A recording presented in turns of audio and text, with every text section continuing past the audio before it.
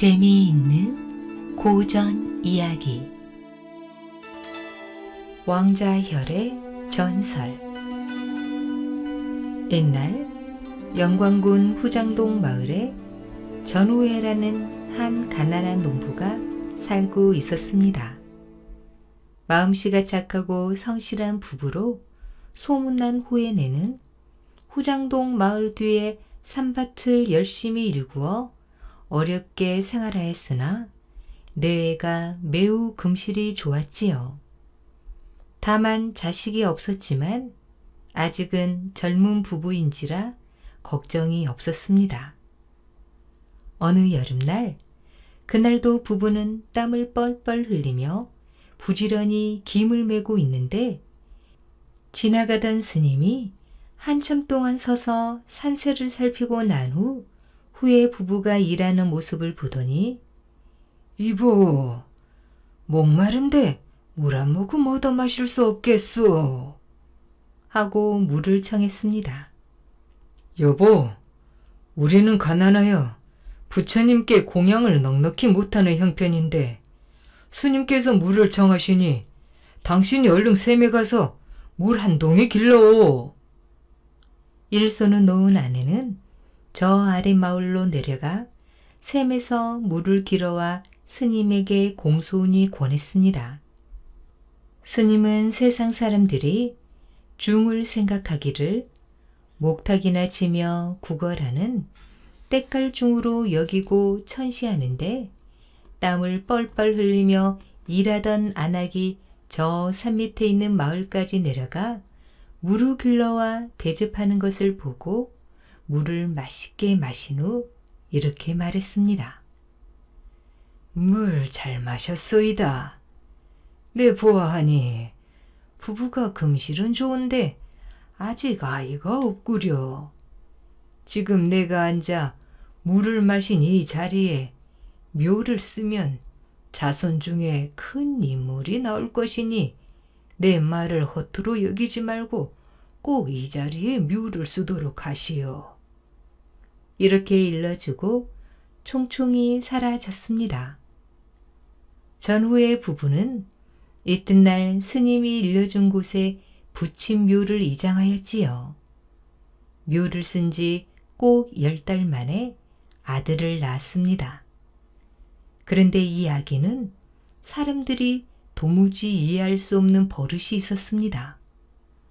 보통 아기들은 혼자 놔두면 울고 사람이 보아주면 울지 않는 것이 상식인데 이 아기는 사람이 옆에 있으면 울고 혼자 놔두면 울지 않았지요.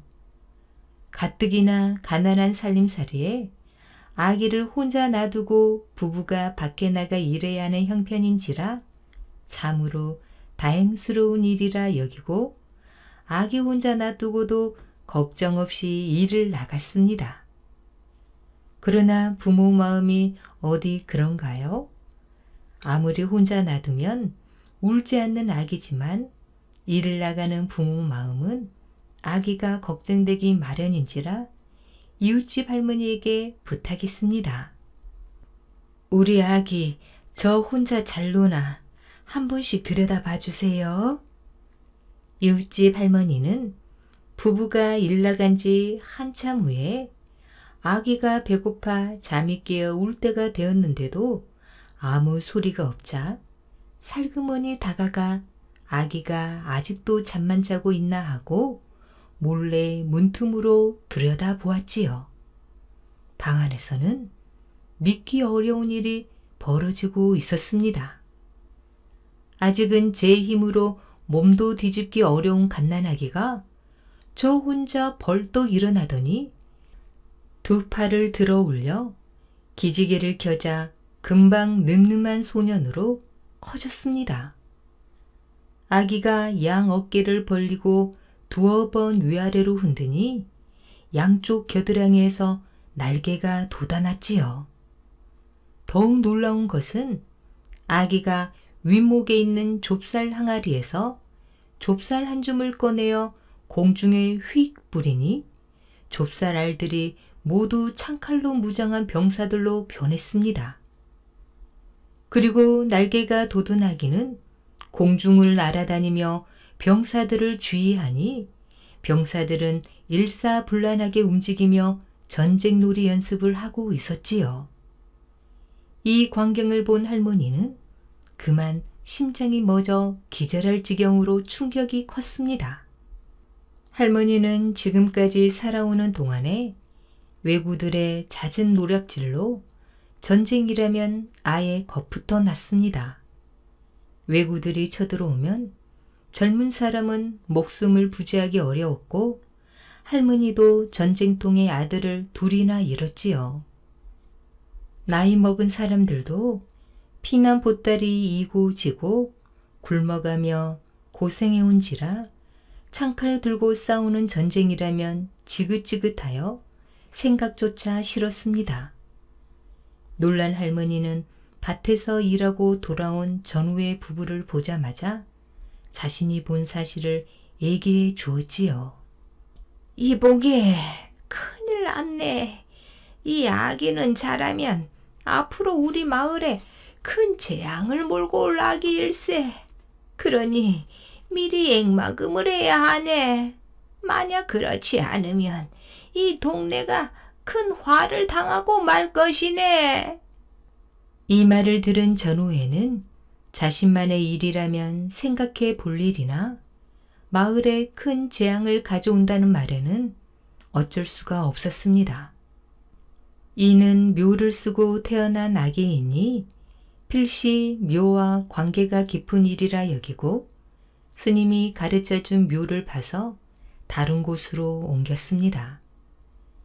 동네 사람들이 멀리서 바라보니 묘를 파고 관을 드러내자 파란 김이 솟아나와 하늘로 올라갔습니다. 후회가 아버지의 이장을 하고 집에 와 보니 아기는 이미 죽어 있었지요. 후회 부부가 후회해봐야 소용없는 일이었습니다. 풍수들은 이 자리를 왕자혈의 길지라고 했습니다. 구 이 밭과 산을 김씨가 매입하여 선조의 묘를 썼는데 비록 명당의 혈기운은 빠져나갔으나 미처 빠져나가지 못한 혈기가 남아있었던지라 이 자리에 묘를 쓴 김씨 집안에서는 자손들이 성공하였는데 이는 명당 왕자혈의 발복을 받은 것이라고 하며 대길지는 임자가 따로 있다고 전한답니다. 오늘 준비한 이야기는 여기까지입니다. 더 재미있는 이야기로 다시 만나겠습니다. 꿀잠 주무세요.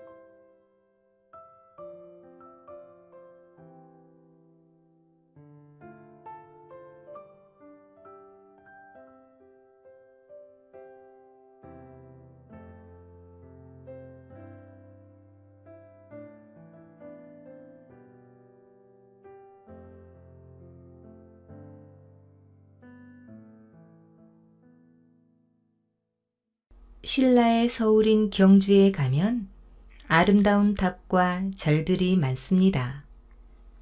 불국사의 석가탑과 다부탑은 국보로 정해질 정도로 아름다운 탑이지요. 이렇게 신라는 많은 절과 탑을 남긴 불교 나라였지만 삼국 중에서 가장 늦게 불교를 받아들였습니다. 그러나 신라는 불교를 받아들인 덕분에 나라가 강해지고 삼국을 통일할 수 있는 힘을 갖게 되었지요. 신라는 왜 가장 늦게 불교를 받아들였을까요? 오늘은 그 이야기를 들려드리겠습니다. 새하얀 꽃비. 오늘은 서라벌 북쪽에 있는 금강산에서 중요한 회의가 있는 날입니다. 금강산 중턱에 위치한 회의장 주변으로 금태두른 마차들이 하나둘 들어왔지요. 마차에서는 비단으로 온몸을 휘감은 진골들이 하나씩 내렸습니다. 진골들은 힘을 과시라도 하는 듯이 자신들의 군사를 앞세우고 나타났지요. 진골 박차는 빨갛고 노랗게 수놓은 비단 옷자락을 길게 늘어뜨리고 손에 든 부채를 살랑살랑 흔들며 팔자 걸음으로 저벅저벅 걸어와 자리에 앉았습니다. 왕은 배곡처럼 하얀 비단에 초록으로 띠를 두르고 먼저 와서 앉아 있었지요. 옛날 신라에서는 중요한 나란일을 결정할 때면 귀족들이 모여 화백회의를 열었습니다. 왕을 정하거나 전쟁을 선포하거나 새로운 종교를 받아들이는 일은 꼭 화백회의를 거쳐야 했습니다. 신라의 수도 서라벌 중에서도 신성한 땅이라고 여겨지는 동쪽의 청송산, 남쪽의 우지산, 서쪽의 피전, 북쪽의 금강산 이렇게 네 곳을 돌아가면서 화백회의를 열었지요. 금강산에서 회의가 시작되자 왕이 먼저 말문을 열었습니다. 서라벌에 절을 짓고 부처님을 모셨으면 하오. 왕의 말에 화백회의에 모인 귀족들은 서로 눈치를 살피며 얼굴을 찌푸렸습니다. 그것은 아니 될 말씀이십니다. 조상 대대로 모셔온 조상신을 놔두고 부처라니요. 진골 중에서도 가장 많은 군사를 거느린 박찬이 제일 먼저 반대하고 나섰지요. 불교는 서역에서 건너온 것으로 사람의 마음을 홀린다고 들었습니다. 박찬의 말에 눈치를 보던 다른 진골들도 반대하고 나섰습니다. 부처를 모신다는 자들은 머리를 깎고 절로 들어가 일도 하지 않고 군대에도 가지 않는다고 합니다. 또 다른 귀족도 박찬의 말을 거들고 나섰지요. 어차피 박찬이 반대한다면 화백회의는 끝이었습니다. 화백회의는 모두 찬성해야만 결정할 수 있는 만장일치제였거든요. 지금은 왕보다 더 많은 군사를 가진 박찬의 눈치를 살피는 일이 오히려 이득이 된다고 귀족들은 생각했습니다. 고구려와 백제에서는 벌써부터 불교를 받아들여 국교를 삼소. 그런데 우리 신라에서 서라벌에 절 하나 짓는 일이 무엇이 그리 큰 문제가 된단 말이오. 왕은 어떻게 해서든 절을 짓고 싶었습니다. 서라벌에 절이 생기면 미련한 백성들이 하나 둘 절에 가게 될 것입니다. 그럼 조상신은 제쳐두고 부처 모시는 자들이 날로 늘어날 것입니다. 부처를 모신다는 핑계로 군대에 가기 싫어 머리를 깎고 중이 되겠다고 나서면 이 나라는 어찌 되겠습니까? 제발 그 뜻만은 거두어 두소서. 박찬과 그의 무리들은 마치 곧 나라가 망할 것처럼 반대를 했습니다. 왕은 할 말을 잃었지요. 왕명에도 꿈쩍하지 않는 귀족들이었습니다. 더구나 화백회의는 자신의 왕자리마저도 빼앗아 버릴 수 있었습니다. 신라에서는 왕을 뽑는 일도 왕위에서 내쫓는 일도 모두 화백회의에서 결정했습니다. 그러니 신라의 왕은 화백회의 아래에 있는 것이나 마찬가지였지요. 진골들이 불교를 반대하는 이유는 또 있었습니다. 지금 왕이 왕위에 오르면서 점점 왕권이 강해지는 것을 두려워했습니다. 특히 박차는 자신을 따르던 지방의 시족장들이 하나둘 왕에게 충성하자 더욱 불안했지요. 더구나 불교에서는 왕을 곧 부처라고 했습니다. 왕이 부처가 된다는 것은 왕이 신의 자리에 오르는 일이었지요. 그러면 모든 백성들은 왕에게 충성을 맹세할 것이고 귀족인 자신들도 왕에게 무릎을 꿇어야만 할 것이었습니다. 화백회의를 끝내고 궁궐로 돌아온 왕은 기분이 몹시 언짢았습니다. 왕은 왕비를 불러 하소연을 했지요. 나는 이름뿐이 왕이란 말이오. 진골들 눈치 보느라 내 뜻대로 할 수 없는 일이 하나도 없으니 말이오. 아니옵니다. 왕께서는 다른 왕이 못하신 나라의 법을 만들고 정하신 분이옵니다. 왕비는 마음이 몹시 상한 왕을 달랬습니다. 그러면 못하오. 진골들의 힘겨루기에 국왕이 나는 뭐 하나 결정할 수 있는 힘이 없으니 말이오. 이렇게 나라를 하나로 모으지 못하다가는 고구려나 백제에 잡아먹히고 말 것이오. 왕의 입에서는 저절로 탄식이 흘러나왔습니다. 진골들의 힘에 눌려있는 생각에 초라해지기까지 했습니다. 그렇다면 믿을 만한 몇몇 신하들을 불러 의논해보는 것이 어떠신지요? 왕비는 힘이 될 만한 신하들을 모아보자고 했습니다. 왕 역시 믿을 만한 신하들이 절실했지요. 며칠 후 왕은 가장 믿을 만한 신하 몇 명을 궁궐로 조용히 불러들였습니다. 고구려는 벌써 100년 전에 불교를 받아들였고 백제 또한 불교를 일본으로 전해줄 정도라고 하더이다. 그리고 고구려와 백제의 백성들은 왕을 부처님처럼 섬기고 따른다고 하더이다. 왕은 답답한 속내를 털어놓았습니다.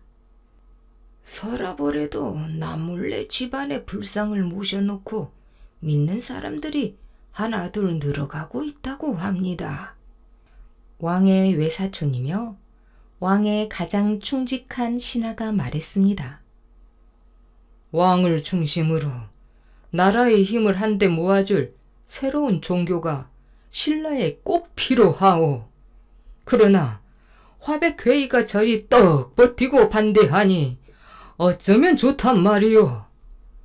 왕은 생각하고 또 생각했지요. 그러나 뾰족한 수가 없었습니다. 잠시 뒤 침묵을 깨고 신하 한 명이 입을 열었지요.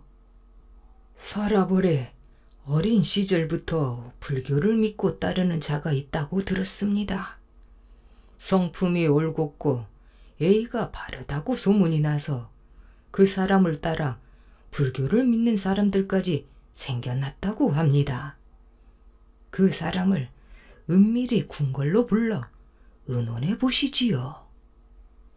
신하의 말에 왕은 흔쾌히 그 사람을 데려오라고 했지요.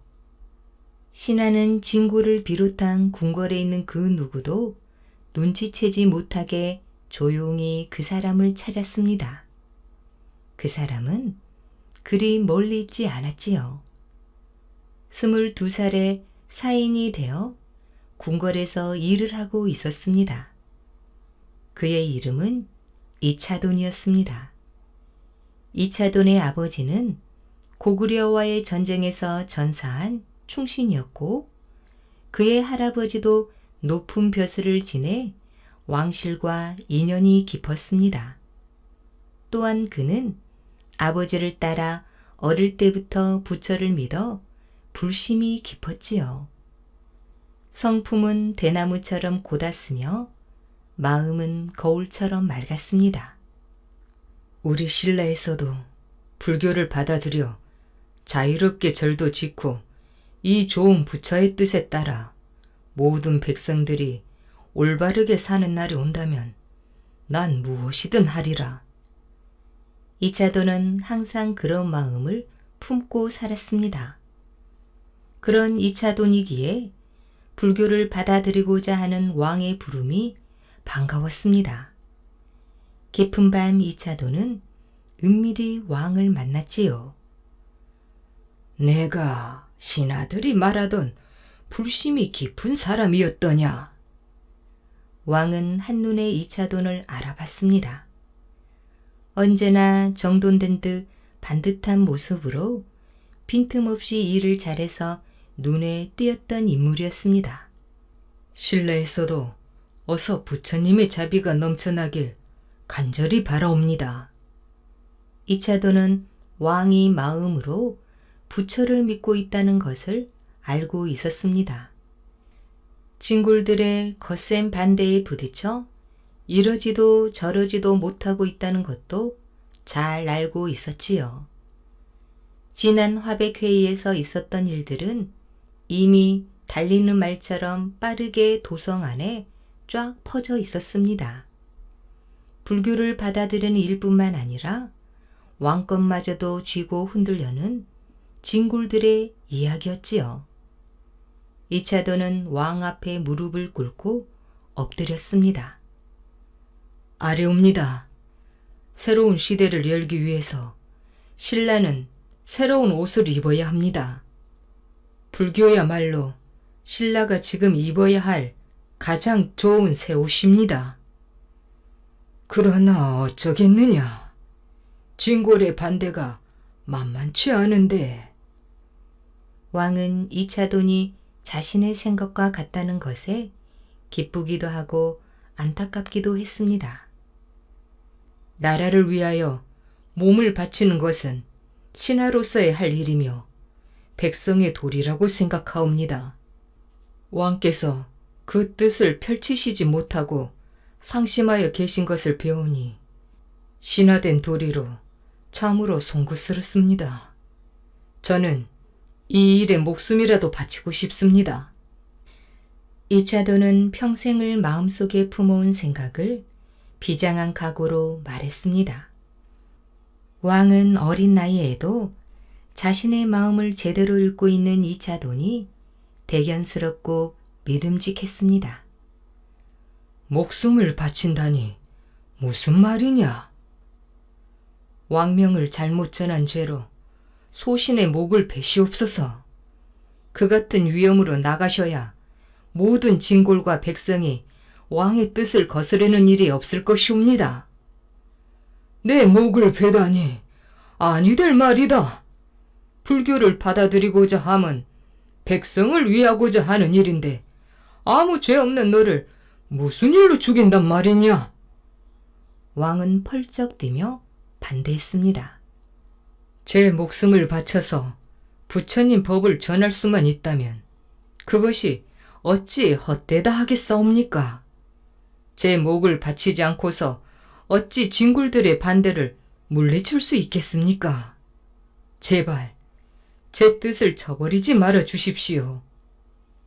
이차도는 거듭 간청했습니다. 내 목이 나가 떨어져도 진골들은 눈 하나 깜짝하지 않을 터. 아까운 목숨을 버린다는 말은 하지도 말거라. 세상에 버릴 수 없는 것이 자신의 목숨입니다. 허나 저녁에 버린 목숨으로 다음날 아침 부처님의 날이 열리고 신라가 더욱 강해진다면 그것이야말로 참된 죽음이 아니고 무엇이겠습니까? 왕께서는 그저 제 목을 베라고 명령을 내려주시면 됩니다. 이차돈의 뜻은 얼음처럼 차갑고 바위처럼 단단했습니다. 왕은 이차돈에게 무슨 생각이 있음을 알아차렸습니다. 그리고 더는 묻지 않았습니다. 왕과 이차돈은 바다보다 더 깊은 눈길로 서로를 바라봤습니다. 다음날 이차돈은 청경님을 찾아갔습니다. 우리 부처이시며 우리 왕이신 버풍왕의 명령이다. 여기다 절을 지을 것이야. 사람들은 깜짝 놀랐습니다. 청경림은 조상신에게 제사를 지내는 곳이었지요. 나무를 베어내고 그곳에 절을 짓는다니 놀랄 일이었습니다. 그것은 조상신을 대신해서 부처님을 모시겠다는 뜻이었지요.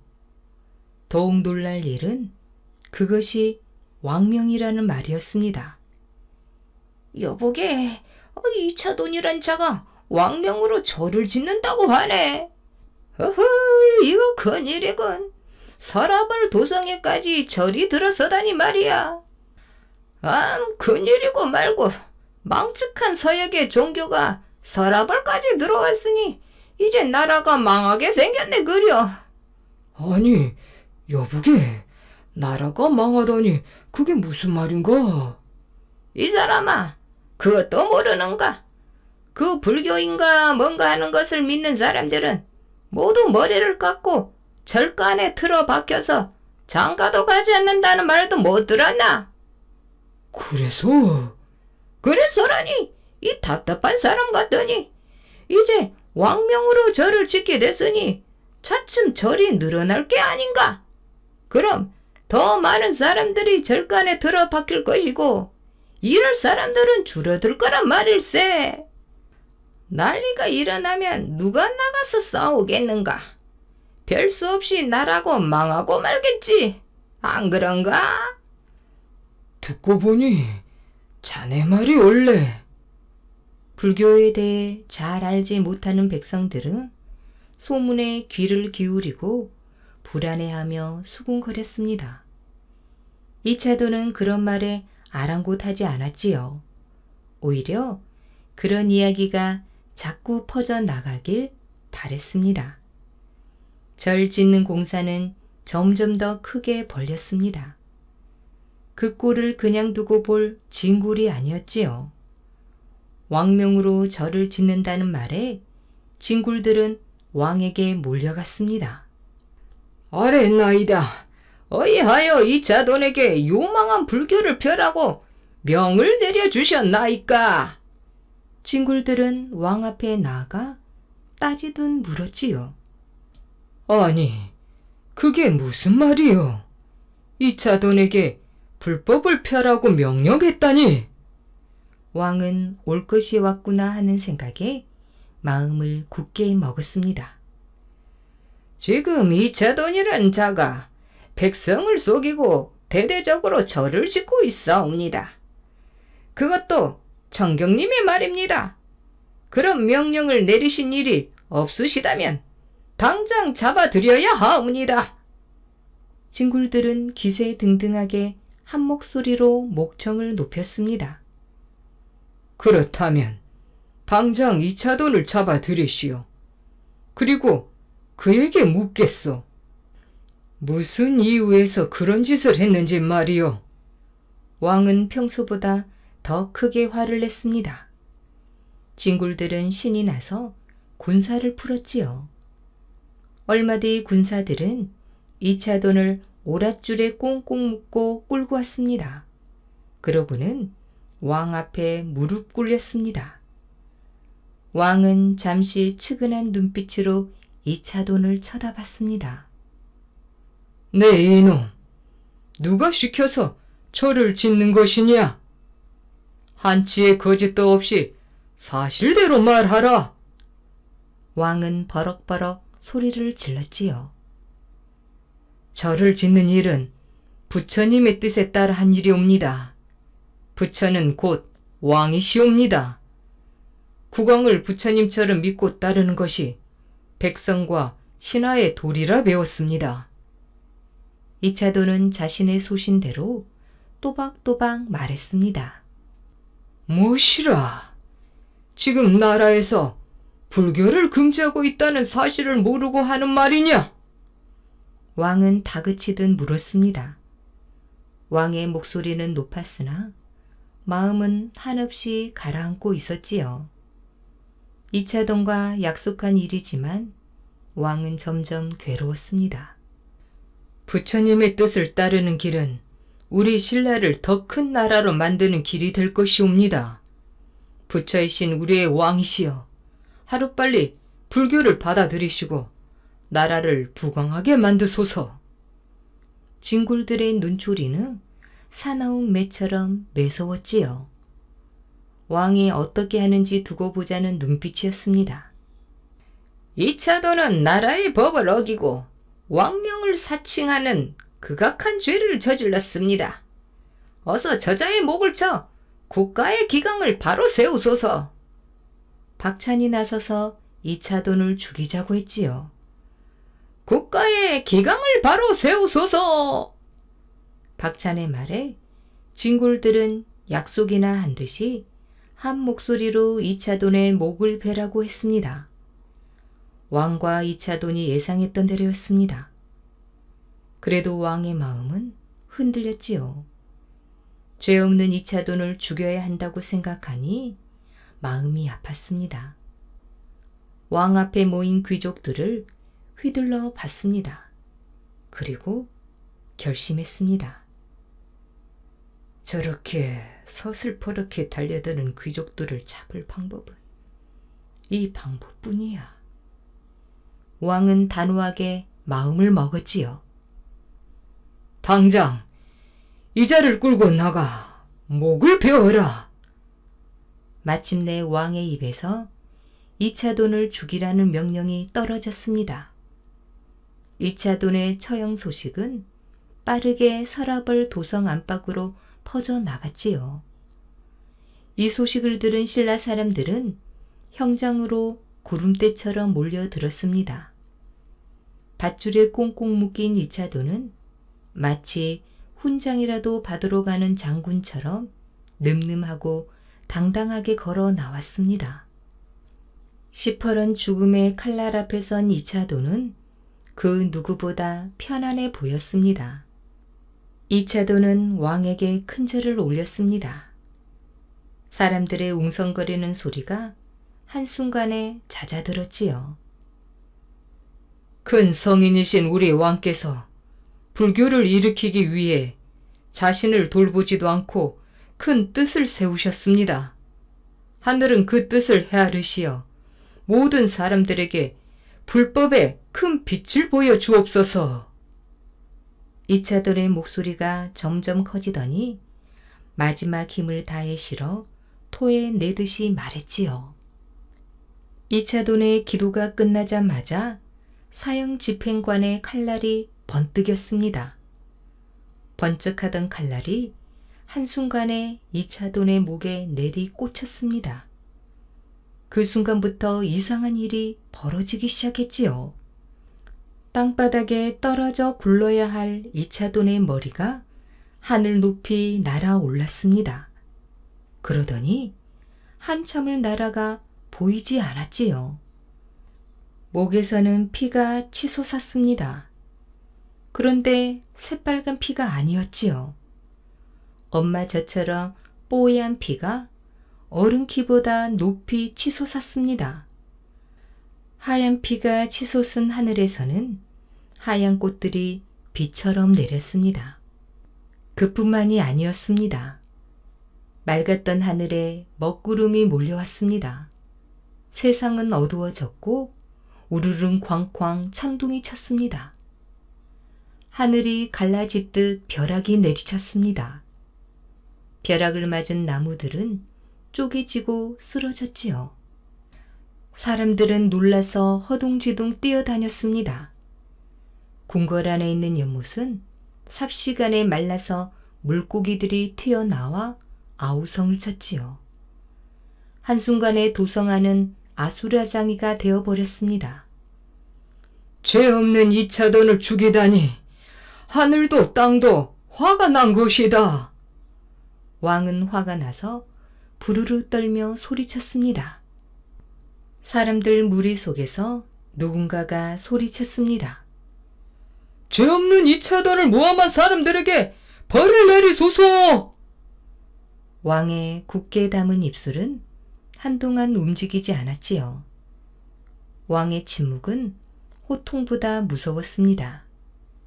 그 앞에 진골들은 더욱 움츠러들고 있었지요. 우선 그의 시신을 수습하고 성대하게 장례를 치르도록 하겠사옵니다. 이번에는 박찬이 볼멘 소리로 조심스럽게 말했습니다. 박찬은 아래 사람들을 시켜 이차돈의 머리를 찾아오게 했지요. 이차돈은 부처님이 보내신 성자였소. 왕이 마침내 입을 열었습니다.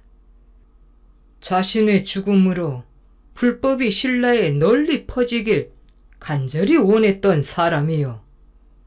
당신들은 그렇게 어진 사람을 죽이자고 했소. 진실로 잘못을 뉘치고 있는 것이요. 징굴들은 땅바닥에 머리를 박으며 진실로 잘못을 누이친다고 거듭 외쳤습니다. 불법이 얼마나 큰지를 그대들은 잊어서는 안 될 것이요. 오늘 일은 부처님의 큰 자비로 용서할 것이요. 또한 오늘 이후로 불교는 신라의 국교가 될 것이며 도성안은 물론이고 이차돈의 목이 날아간 곳에도 절을 짓고 탑을 세우도록 하시오.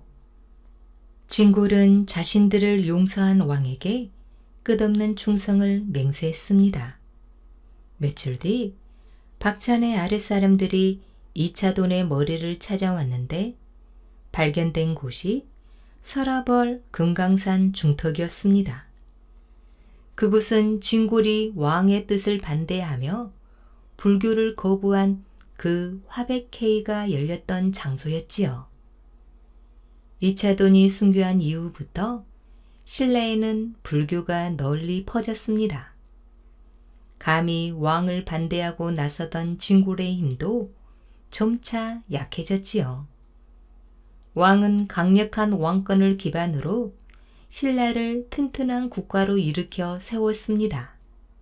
그리고 그날 이후 왕은 화백회의에 참여하지 않았습니다. 그 대신에 상대등이라는 직책을 만들어 왕 대신 화백회의를 이끌게 했습니다. 이차돈의 죽음은 결코 헛되지 않았지요. 간통한 여인과 남매가 되다. 서울 도성 안에 한 부잣집이 있었는데 아들이 외도를 일삼아 가세가 많이 기울어졌습니다.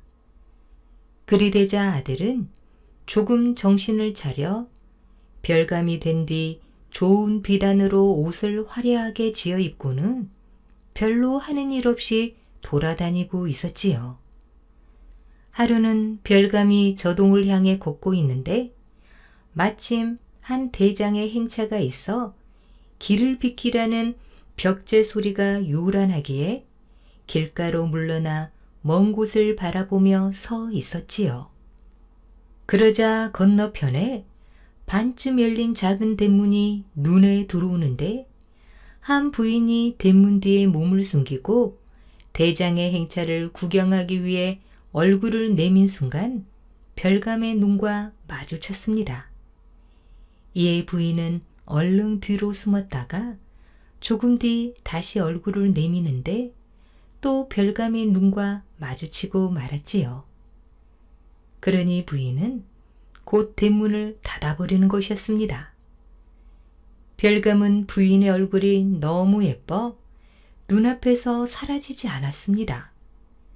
그리하여 부인의 집 근처로 가서 살피니 그 옆 모퉁이 조그만한 집에서 한 노파가 죽을 팔고 있는 것이었습니다.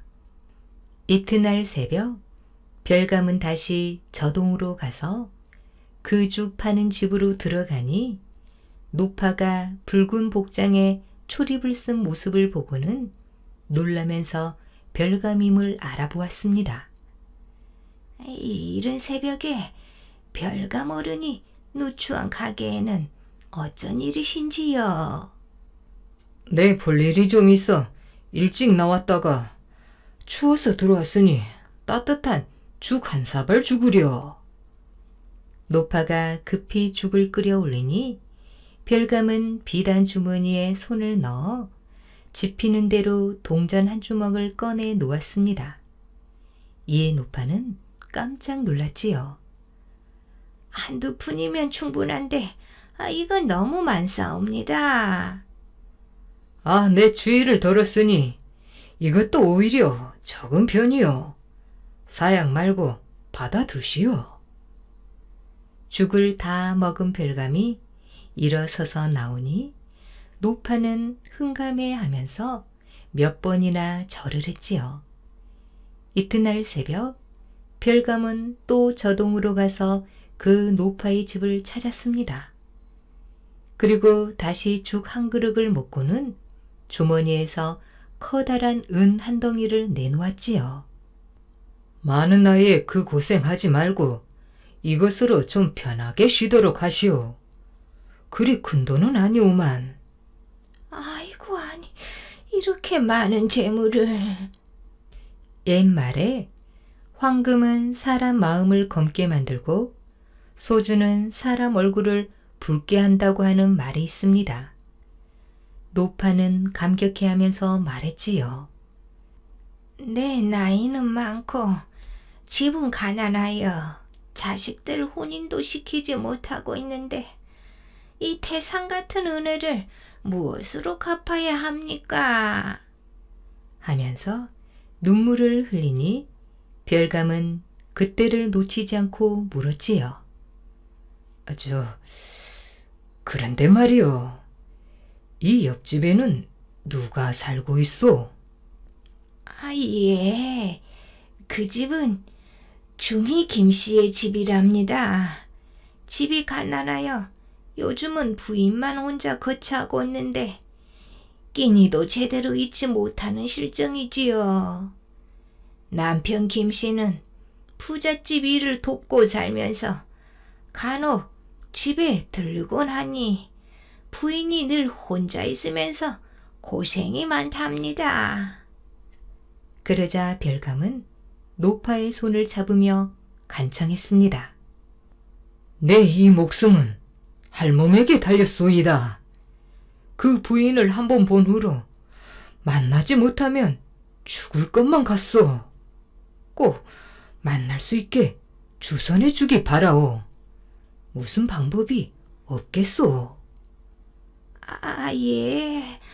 그랬군요. 이 늙은 것이 별감 어른의 큰 은혜를 입고 어찌 불 속으로 뛰어드는 일인들 마다하겠습니까? 힘써 드려야지요. 노파는 지금까지의 일을 모두 듣고는 말하는 것이었습니다. 저 부인은 워낙 성품이 정숙하여 바깥 사람들과 잘 만나지도 않습니다. 그 집을 드나들기는 하지만 농담 한마디 한 적이 없어 섣불리 말을 꺼냈다간 큰 낭패를 당할 것입니다. 그러니 이러이러한 방법을 쓴다면 아마 별감님의 뜻을 이룰 수 있을 것입니다. 이러면서 한 가지 계책을 일러주기에 약속을 하고 헤어졌습니다. 그날 밤 별감은 노파의 집에 가서 기다렸습니다. 곧 노파는 맛 좋은 탁주에 독한 소주를 타서 준비해 가지고는 옆집을 방문하니 부인이 반갑게 맞았지요. 오래간만이군요. 그동안 오시지 않아 궁금했습니다. 늙은 몸이라 거동이 좀 불편했다오. 오늘 좋은 술이 생기니 아기씨 생각이 나서 이렇게 가지고 왔답니다. 노파는 부인과 마주 앉아 술을 부어 고냈습니다. 그러나 부인은 본래 술을 못 마셔 한사코 사양하는 것을 노파가 두세 번 구원하니 마지못해 입에 댄 것이 문제였지요. 먹을 것이 없어 굶다시피 하다가 술을 입에 대니 뱃속에서 빨아들이는 듯 자신도 모르게 한 사발을 다 마셔버렸습니다. 이리하여 부인이 술에 취해 의식을 잃고 쓰러지니 노파는 재빨리 별감에게 달려나와 알렸습니다. 별감이 방에 들어가 반드시 누워있는 부인의 몸을 보니 춘심이 크게 동하고 몸이 불꽃처럼 달아올랐지요. 이에 옷을 벗기고 몸을 겹쳐 엉겨있던 정열을 한꺼번에 쏟아부으니 강렬한 몸짓은 몸을 불태우는 것 같았습니다. 무저항 상태의 여체를 마음껏 희롱하는 사이 몸의 무게를 느낀 부인이 문득 취한 눈을 떴습니다.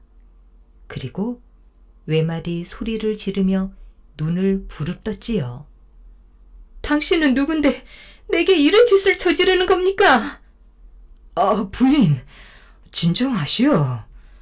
지난번 장군의 행차가 있던 날 서로 눈이 마주쳤던 일을 기억하시지요?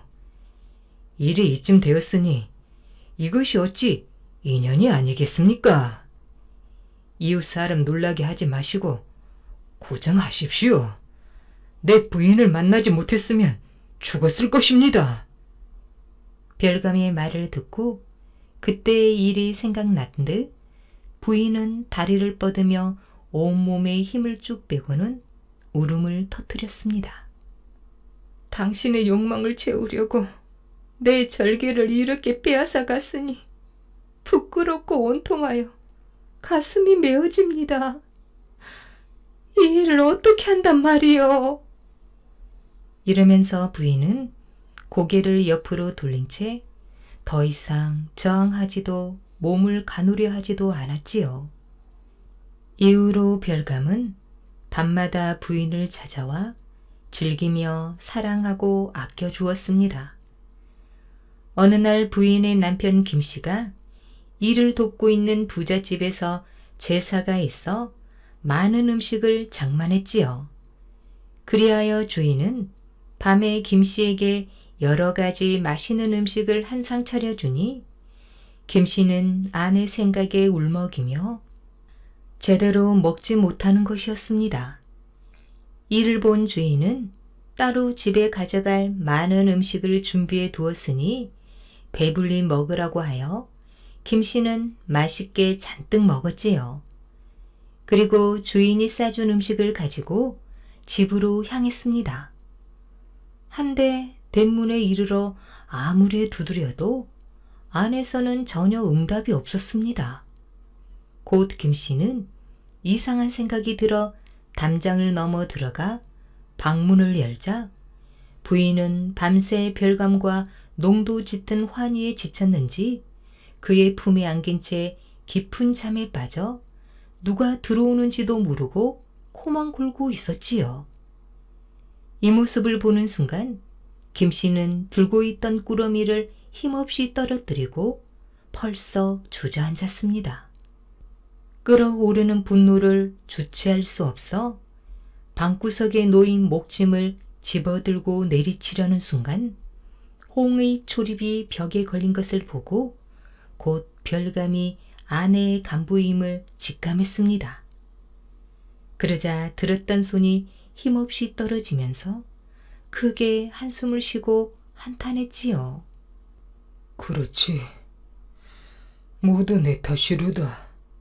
내 집이 가난하여 아내 하나 거느리지 못하고 끼니 또한 제대로 챙겨주지 못했으니 저 물처럼 연약한 여자가 춥고 배고픔을 견디지 못하고 남의 꼬임에 빠져 이 지경에 이른 것이로다. 시끄럽게 분란을 일으키는 것은 도리어 나만 부끄러움을 당하는 꼴이니 이 울분을 참아야 한다. 이와 같이 생각한 남편은 자고 있는 별감을 흔들어 깨웠습니다.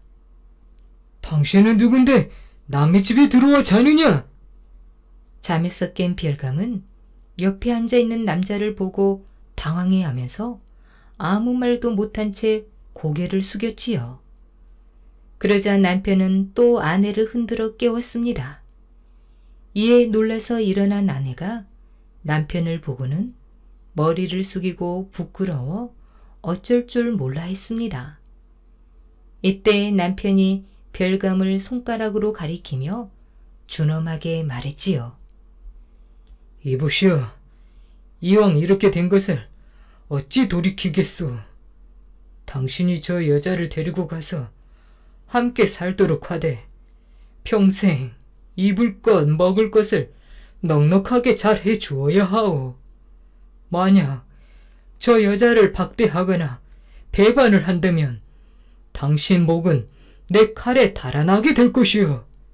속히 저 여자를 데리고 이 방에서 나가시오. 별감은 식은땀을 흘리며 듣고 있다가 대답을 하고 인사를 한 뒤 부인과 함께 곧장 자기 집으로 향했습니다. 그리고 대문을 두드리니 이른 노모가 문을 열고 나보고는 뒤에 서 있는 여인이 누구냐고 물었지요. 이에 별감이 자초지종을 모두 털어놓자 모치는 크게 놀라면서 이렇게 말했습니다. 저 사람 남편은 죽을 목숨을 살려주었으니 내 생명의 은인이니라. 그런 은혜를 베푼 사람은 뒤에 기필코 크게 현달할 것이니 그 사람은 출세한 다음 반드시 아내를 찾아올 것이다. 오늘부터 내 딸 하나를 얻은 것으로 하여 저 사람을 수양딸로 삼을 것이니 너는 남매의 의를 맺어 여동생으로 대하고 일절 음행하는 일이 없어야 하느니라. 이후로 별감 모치는 그 여인을 친딸처럼 돌보며 잘 보호했습니다. 아내를 다른 남자에게 딸려 보낸 김씨는 가슴이 찢어지는 것 같았습니다. 잠을 자는 둥 마는 둥 하고는 대문을 자물쇠로 걸어 잠갔지요. 그리고 담보찜을 등에 지고는 길을 떠나 금강산으로 향했습니다. 금화고을을 지나면서 해가 저물어 산속 암자에서 잠을 자고 새벽에 일어나 다시 산속으로 들어갔지요. 한참을 들어가다 보니 길은 끊어지고 첩첩산중이라 어디가 어딘지 동서남북조차 분간할 수가 없었습니다. 이러고 헤매다가 문득 삼봉우리 쪽을 바라보던 남자는 깜짝 놀라고 말았습니다. 산삼이 꽃을 피워 한 무리를 이루고 있기 때문이었습니다. 김씨는 곧 나무 막대기를 뾰족하게 만들어 산삼을 캐니 몇백 년을 묵었는지 어린아이 몸뚱이만한 산삼을 여러 뿌리 얻었지요. 이리하여 김씨는 산삼을 한 짐 짊어지고 다시 산을 내려와 전날 일을 거들던 그 부잣집으로 갔습니다. 그리고 주인에게 자초지종을 이야기하자 크게 기뻐하면서 감탄하는 것이었지요. 자네의 그토록 강한 인내심과 사람을 살려준 그 음덕을 하늘이 알려준 것이라네. 정말 장하고 장함에 그리워. 하고는 칭찬하면서 그 인삼을 처분해 주니 김씨는 하루아침에 부자가 되었지요. 그는 다시 집을 마련하고 종들을 사서 집안을 일으키니 의젓한 부잣집 주인이 된 것이었습니다. 하지만 김씨는 지난날 집이 가난하여 가속을 거느리지 못하고 다른 사람에게 아내를 딸려 보낸 것이 가슴속에 한으로 남아 있었습니다. 어떻게 살고 있는지 모두 다 내 과실인 것을, 고생이나 하지 않고 살고 있는지 한번 얼굴이라도 보았으면 좋겠네.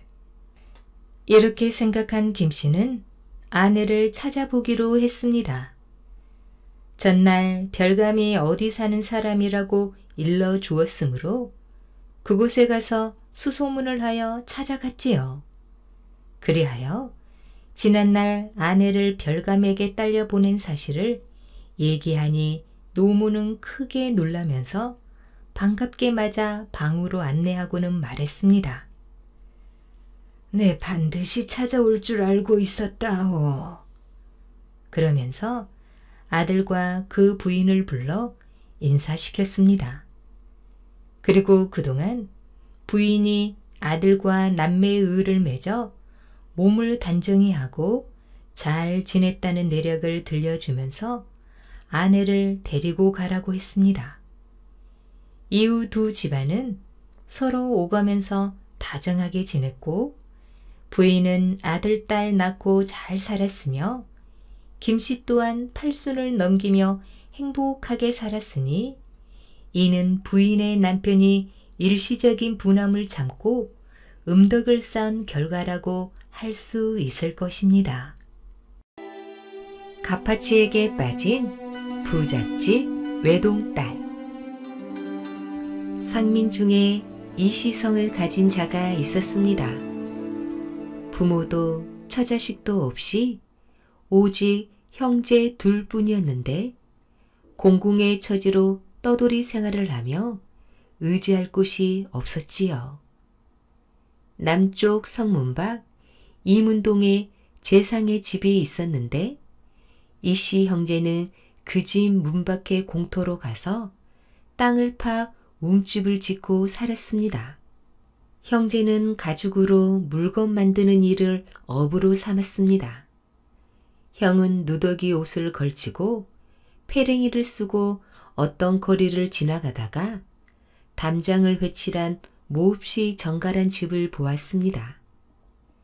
길을 향해 열린 작은 창에 붉은 주렴이 들여왔는데 주렴 안으로 언뜻 아름다운 여인의 얼굴이 보였지요. 여인도 마침 형을 보고는 비웃으며 말했습니다. 아이, 저런 천한 것도 아내가 있을까? 형은 돌아와 아우에게 말했지요. 오늘 어린 여자에게 모욕을 당했다. 술수를 사서 안갚음을 해야겠어. 그러고는 급히 재상의 집으로 들어가 엎드려 말했습니다. 소인은 가파치 아무개로 대감 마님 댁 아래 살고 있습니다. 작은 사업을 하나 해보려 하는데 300냥을 빌려주시기 바라옵니다. 몇 달 안에 반드시 갚겠사옵니다. 재상은 천한 자가 담대한 말을 하는 걸 기이하게 여겨 즉시 돈을 내주었습니다. 가파치 형은 돈을 쥐고 움집으로 들어가 동생에게 주며 계책을 일러 주었지요.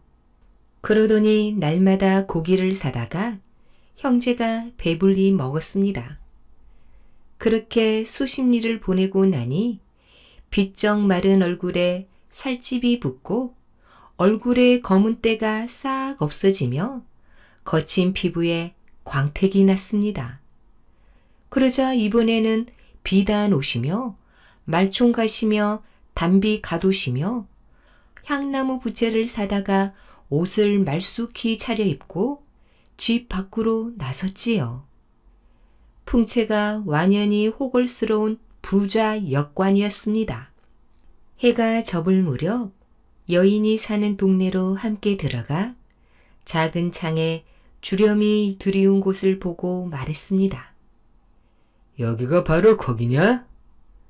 즉시 주막으로 들어가 허리띠를 풀고 기분 좋게 마신 뒤 일부러 그 집 문 앞을 지나가며 아우더러 미리 길 건너편에 가 있다가 문 앞에서 마주치는 것처럼 하게 했습니다. 작은 창에는 벌써 주렴이 너머를 엿보는 여인이 있었지요. 바로 전에 비웃던 그 여자였습니다. 여인은 본래 부유한 역관의 외동딸로 재산이 많아 주막을 열어놓고 문 여종들로 하여금 손님을 끌어오게 하고 있었지요. 여인은 두 손님이 마주서서 이야기 나누는 모습을 보았습니다. 풍채가 호걸스럽고 살집이 좋았으며 옷차림이 몹시 화려하고 멋졌지요. 한 손님이 말했습니다. 나는 북경에 갔다가 최근에 돌아왔어. 그동안 별거 없으셨어. 때마침 만났군요. 골목이 꽤 으슥하니 대강 여기서 얘기 좀 나눕시다. 금은보화가 얼마니 비단이 얼마니 하면서 서로 대화를 나누는데 이야기가 몹시 그럴싸했습니다. 여인은 저들이 부자 역관이라 여겨서 벌써 6, 7푼은 마음이 저들에게 향했습니다. 이윽고 손님이 가방에서 돈을 꺼내더니 술을 시켰지요. 여인은 급히 최고급 술을 가져다 여종에게 내가게 하고 다시 두 손님을 엿보며 그들의 이야기를 엿들었습니다. 손님들의 말을 엿들어 보니 아무개 재상이 나와 친하다느니 아무개 장군이 무슨 부탁을 하더라느니 하는 곳이었습니다. 여인은 또 부자 역간에다 권세도 있는 자들이라 여겨서 8, 9푼쯤 마음이 저들에게로 향한 채 계속 엿보고 엿들었지요. 얼마 뒤 날이 벌써 저물었습니다. 손님 하나가 몹시 취해서 자리에 쓰러져 누웠습니다. 다른 손님이 데리고 나가려고 했지만 너무 취해서 일으킬 수가 없었지요. 손님은 근심스레 혼자 말을 했습니다. 아유, 날이 저물었는데 이리 취했으니 어쩌지? 잠깐 머뭇거리더니 문득 주막의 여종을 불러 말했습니다. 취한 사람은 바로 내 친구인 최정동의 이동지란 분이야. 지금 취했는데 날이 벌써 저물고 집이 성 밖에 있어 돌아갈 수가 없군. 빈 방 하나를 잡아 하룻밤 묵으며 이슬 맞지 않게 해다오. 아침에 말과 마부가 올 테니. 가방에서 돈을 꺼내 여종에게 주며 말했습니다. 뜰나무를 사다가 따뜻하게 주무시도록 해라. 병이 나면 안 될 것이야. 손님은 그렇게 말하고 떠났습니다. 여인은 뜻밖의 손님 하나가 묵게 되자 몹시 기뻐하며 급히 여종을 불러 말했지요. 아휴, 손님이 취해 여기 계신데 누추한 방에 묵게 있다가 병이라도 나시면 큰일이야. 안채가 깨끗하고 따뜻하니 손님을 부축혀 안으로 모시는 게 좋겠다. 여종들이 손님을 부축해 들여 안채에 눕혔습니다.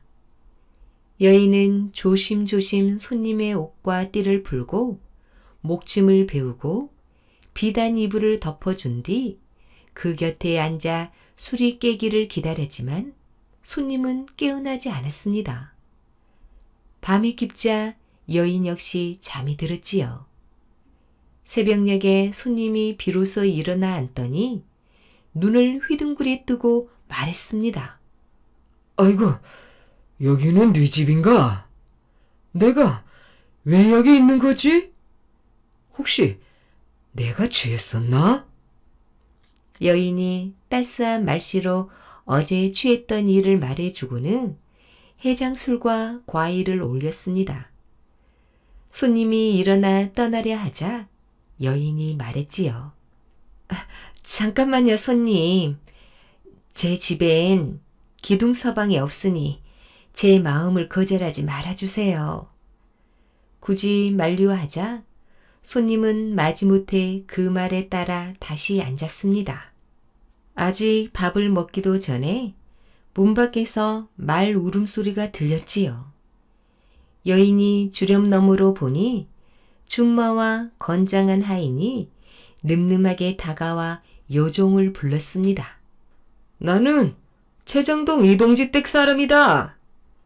여인이 듣고 급히 다가가서 따스한 말로 머물러 달라고 하자 손님은 또 마지못해 그 말에 따르며 하인에게 말했습니다. 내가 오라 할 때 다시 오거라. 하인은 즉시 떠났습니다. 여인은 몹시 기뻐서 술과 음식을 차려내며 오직 손님의 마음을 얻지 못할까봐 걱정이었지요. 밤에는 손님을 모시고 잠자리를 함께 했습니다. 아침이 되자 건장한 구시라치가 와서 말을 전했습니다. 병조판서 아무개 나리께서 급히 쓸 곳이 있다며 은 몇 냥을 빌릴 수 있겠느냐고 하십니다. 손님은 즉시 가방에서 열쇠를 꺼내주며 말했지요. 이걸 우리 집에 갖다 주고 금고에 있는 은을 필요한 만큼 가져가게. 여인이 곁에 있다가 말했습니다. 꼭 나리의 돈을 쓰실 거 있나요? 그 정도 은은 제게도 있답니다. 손님이 웃으며 말했습니다. 내게 무슨 은이 있다는 게냐? 여인은 즉시 은을 가져왔습니다. 최상급의 은이었습니다. 오이구, 이거면 그런 대로 쓸 수 있겠구나. 마침내 그 은을 내주었지요. 며칠 뒤 또 한 명의 구시라치가 와서 말했습니다. 재상 아무개 대감께서 병환이 생겨서 지금 인삼을 쓰고 계신데 광화도 인삼이 다 떨어져 구하기가 어렵다고 하십니다. 간직하고 계신 걸 주시면 효험이 있을 듯 합니다. 손님은 일부러 얼굴을 찌푸려 보이며 말했지요. 에휴, 내가 집으로 돌아가야 청을 들어드릴 수 있겠군. 여인이 말했습니다. 아유, 제게 광화도 인삼이 있으니 우선 그걸 쓰게 되면 되지요. 돌아가실 것 없습니다. 손님이 웃으며 말했지요. 그 귀한 광화도 인삼을 내가 어찌 가지고 있단 말이냐. 이따 한들 쓸만할까? 여인은 즉시 들어가 인삼을 꺼내왔습니다. 아니, 과연 광화도 인삼이로구나. 또 그 인삼을 내주었습니다. 여인은 이런 일이 있은 뒤로 더욱 손님이 부유한 데다 참으로 대단한 세력까지 가졌다고 믿어 의심치 않으며 그 짝이 된 것에 긍지를 가졌습니다. 마침내 상자 속의 비단을 꺼내서 손님에게 새 옷을 지어 입혔지요. 손님은 한 5일을 더 머무르며 진귀한 음식과 고급 술을 배불리 먹고 밤이면 여인과 잠자리를 함께 했는데 여인은 둘 사이의 관계를 확고히 하기 위해 천만 가지로 아앙을 부렸습니다. 하루는 마부가 말을 끌고 와서 말했습니다. 아무개 영공께서 급히 의논할 일이 있다며 말을 보내셨습니다. 속히 가주시기를 청합니다. 여인이 애가 타서 말했지요. 나리, 가실 거예요? 급한 일로 청하니 안 갈 수가 없군. 또 집 떠난 지 오래라. 이제 돌아가야겠어. 떠나시면 여종을 보내 안부를 여쭤야 할 텐데 어디로 가면 되죠?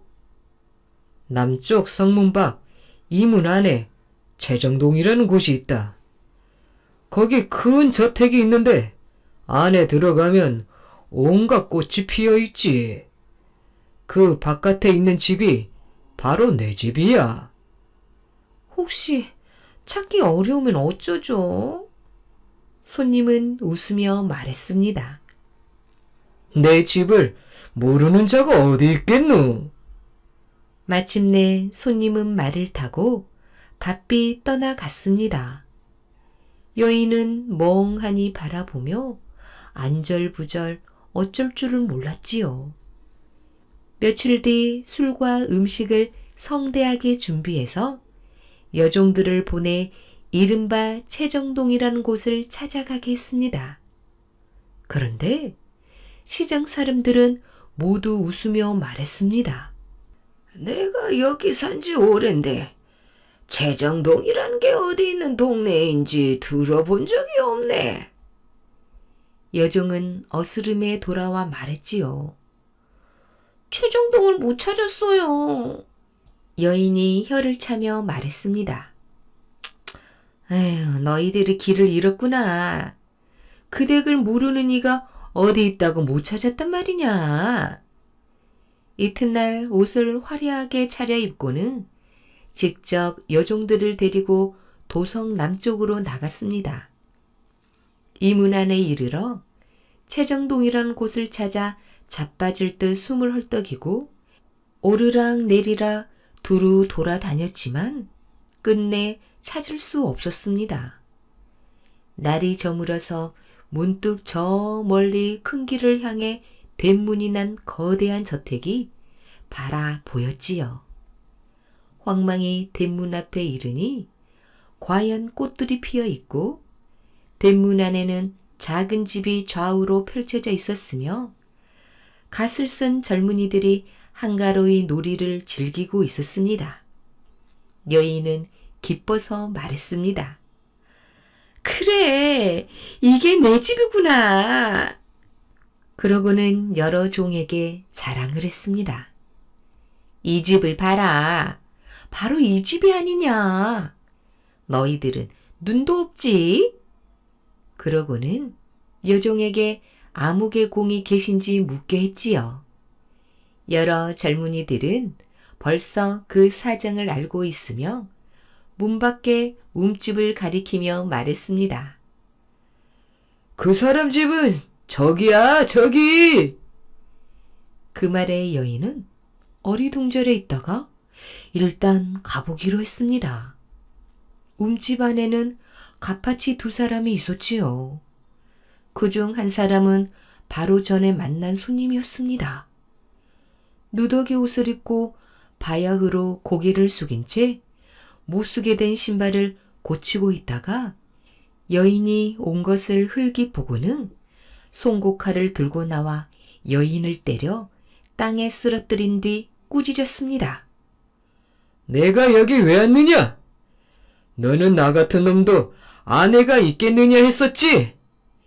내 아내가 별다른 사람이더냐? 바로 내가 아니냐? 내가 여긴 왜 왔느냐? 내가 칼로 너를 도려낼 참이니 너는 여기 머물러 있지 말라. 여인은 깜짝 놀랐습니다. 그제서야 이 사람이 바로 자신이 주렴 안에서 비웃었던 천미님을 알아차렸지요. 여인은 몹시 후회하는 한편 분해하더니 돌아온 즉시 우라병에 걸려 며칠 만에 죽었다고 합니다. 손님은 이시성의 가파치이고 또 다른 손님은 그 아우이며 구시라치와 하인과 마부는 모두 돈을 주고 고용한 자들이니 모두 맡은 역할대로 연기를 잘해서 여인을 속였던 것입니다. 가파치는 계략을 꾸며 여인이 가진 은과 인삼을 빼앗아서 이것으로 재상에게 빌린 돈을 갚았습니다. 가파치가 거주지를 채정동이라고 했던 이유는 다음과 같습니다. 가죽을 가공할 때 송곳을 쓰는데 송곳이 무뎌지면 숫돌에 갑니다. 가파치들을 쓰는 숫돌 끝은 오목하게 홈이 파여 있기 마련인데 사람들은 이 오목한 부분을 채정이라고 부릅니다. 가파치는 자신이 사는 동네의 이름을 채정 두 글자로 붙여 여인을 모욕하고자 했던 것입니다. 별자리 점성술. 저 애는 아무래도 전생에 별이었을 게야. 혹시 별귀신이 붙은 게 아닐까? 밤하늘에 떠있는 별이 뭐가 좋다고 매일 밤 저리 쳐다볼까? 밤하늘에 총총히 떠있는 별을 하루도 빼놓지 않고 바라보는 소년 최총진을 두고 하는 말이었습니다. 전라도 영암 땅에서 태어난 최총진은 어렸을 때부터 별을 쳐다보는 것을 즐겼습니다. 별을 한참 동안 뚫어지게 쳐다보다 빙그레 웃기도 하고 때로는 훌쩍훌쩍 울기도 했지요. 그는 수많은 별의 아름다움을 이미 가슴 깊이 느끼고 있었습니다. 또한 별의 존재 가치에 대해서도 아는 듯 했습니다. 늘 별을 가까이 하며 자란 최총진은 천문학과 주역에 능통했는데 별을 보고 치는 그의 점괘는 백발백중이었습니다. 이런 소문은 꼬리에 꼬리를 물고 퍼져 마침내 왕건의 귀에도 들어가게 되었지요. 마침 왕건은 한동안 회개한 꿈 때문에 마음이 몹시 불편했던지라 곧 사람을 시켜 최총진을 대궐로 불러들이기로 마음먹었습니다. 여봐라, 내일 당장 최총진이란 자를 데려오도록 하라. 왕건의 명에 한 신하가 나서며 아뢰었습니다. 폐하, 허나 그 자는 전라도 영암 땅에 사는지라 입고하기까지는 사흘 정도가 걸릴 것으로 사료되옵니다. 좋다. 사흘 안에 당장 그 자를 내 앞으로 데려오도록 하라. 왕건의 명령을 받던 유사라는 사람은 그 길로 말을 재촉해 영암으로 달려갔습니다. 원래는 왕복 닷새도 넘게 걸리는 먼 곳이지만 왕건이 급하게 재촉하자 유사는 전 속력으로 말을 몰았지요. 마침내 최총진의 집에 도착한 유사는 다급하게 외쳤습니다. 이리 오너라, 개 아무도 없느냐? 잠시 후 늙은 하인이 대문을 열었습니다. 뉘시오, 이 집의 주인이 최총진이라는 어르신인가? 예, 그러하옵니다만 주인 어른은 지금 안 계십니다. 아침 일찍 집을 나서 아직 돌아오시지 않았는데쇼. 일을 어쩐다. 혹 어디 가셨는지 모르는가? 본래 어디 가신다는 말씀을 안 하시고 나가시는 분이라 소인은 잘. 유사는 안타까워 발을 동동 굴렀습니다. 지금 당장 출발해도 사흘 안에 송도에 이르기는 힘들 것이라는 생각에서였습니다. 그러나 유사가 낭패를 당해 어찌할 줄 몰라 할 때 최총진은 이미 송도에 도착해 대궐을 지키는 수문장을 만나고 있었습니다. 최총진은 서슴없이 수문장에게 말을 건넸지요. 나는 전라도 영암 땅에서 온 최총진이라는 사람이요. 폐하께 해몽을 해드리기 위해 왔으니 어서 아뢰도록 하시오. 최총진의 말에 수문장은 어이가 없어 웃었으나 말하는 투나 행색으로 보아 거짓은 아닌 듯하여 상부에 보고하였습니다. 잠시 후 상부에서 내려온 지시를 받은 수문장은 황급히 최총진을 대궐 안으로 들여보냈지요. 최총진은 곧 공인들의 안내를 받아 왕건 앞에 무릎을 꿇고 앉았습니다. 왕건은 최총진의 얼굴을 한번 쳐다보고는 물었습니다. 내가 사흘이라는 시간을 주고 너를 불러오라 했는데 어찌 하루 만에 오게 되었느냐? 실은 사흘 전에 별을 보고 폐하께서 저를 부르리라는 것을 알았습니다. 그래서 바로 폐하를 배알하려고 했으나 너무 빨리 와도 놀라실 것 같아 오늘 아침에서야 집을 떠났습니다. 그 말에 왕건의 눈이 휘둥그레졌습니다. 아니, 하루에 천리길을 오다니 그 무슨 당치 않는 막말이냐? 최총진은 침착하게 다시 고개를 숙여 아뢰었지요. 폐하, 실은 소인이 죽지법을 조금 합니다. 그래서 왕건은 최총진의 재주가 범상치 않음을 알고 가까이 다가오도록 명했지요. 가까이서 본 최총진의 눈은 초롱초롱 빛난 것이 정말로 밤하늘의 별빛을 닮은 듯 했습니다. 왕건은 신중한 어조로 말했습니다. 짐이 며칠 전 꿈을 꾸었는데 그 꿈이 영 흉몽인 것 같구나.